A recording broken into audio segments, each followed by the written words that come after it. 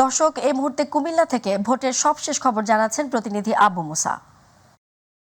ধন্যবাদ আপনাকে। আমরা আছি এই মুহূর্তে বরুড়া উপজেলার ছোট তুলাগা উচ্চ বিদ্যালয় কেন্দ্রে। আপনারা দেখছেন এখানে আমার পিছনেই ভোটারদের, এখানে মহিলা এবং পুরুষ ভোটারদের একটি লাইন লক্ষ্য করা গেছে। একটু জানিয়ে রেখে, কুমিল্লার এই নির্বাচনে কিন্তু ষষ্ঠ ধাপের ষষ্ঠ উপজেলা পরিষদ নির্বাচনের দ্বিতীয় ধাপে কিন্তু দুটি উপজেলা পরিষদে ভোট গ্রহণ চলছে, এর মধ্যে সদর দক্ষিণ উপজেলা এবং বরুড়া উপজেলায়।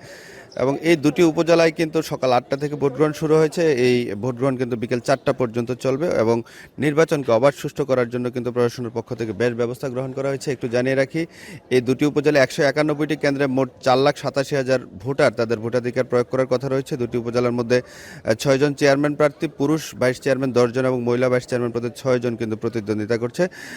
পাশাপাশি এই সবকটি কেন্দ্রের নিরাপত্তা এবং নির্বাচন সুষ্ঠু অবাধ করার জন্য কিন্তু এই 28 জন নির্বাহী ম্যাজিস্ট্রেট, 2 জন জুডিশিয়াল ম্যাজিস্ট্রেট, 8 প্লাটুন বিজেপি, 48টি পুলিশের মোবাইল টিম সার্বক্ষণিক দায়িত্ব পালন করছে। এর পাশাপাশি কিন্তু কুমিল্লার যে ভোট কেন্দ্রগুলো রয়েছে এগুলোর গুরুত্ব বিবেচনা করে, ঝুঁকিপূর্ণ কেন্দ্র কিংবা সাধারণ কেন্দ্র, এই সমস্ত গুরুত্ব বিবেচনা করে কিন্তু কেন্দ্রগুলোতে পুলিশ পাশাপাশি আনসারের সদস্যরা মোতায়েন রয়েছে। তো কুমিল্লার এই যেই দুটি উপজেলায় নির্বাচন অনুষ্ঠিত হচ্ছে, এখন পর্যন্ত কোথাও কোনো সহিংসতার কিংবা কোনো বড় ধরনের বিশৃঙ্খলার আমরা এখন পর্যন্ত খবর পাইনি।